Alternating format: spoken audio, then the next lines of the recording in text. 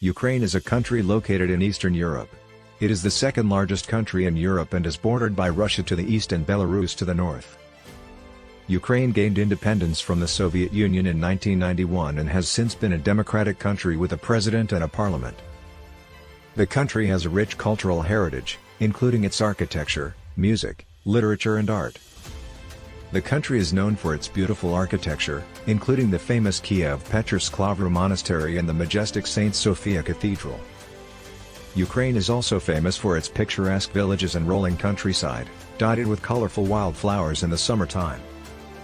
In addition to its rich cultural heritage, Ukraine is also a major agricultural producer. It is home to some of the most fertile land in the world and is a leading producer of grains, fruits, and vegetables. The country's economy is diverse and includes industries such as IT, manufacturing, and tourism. The country is a member of the United Nations, the World Trade Organization, and the Council of Europe. What do you think sets Ukraine apart from other countries in Europe?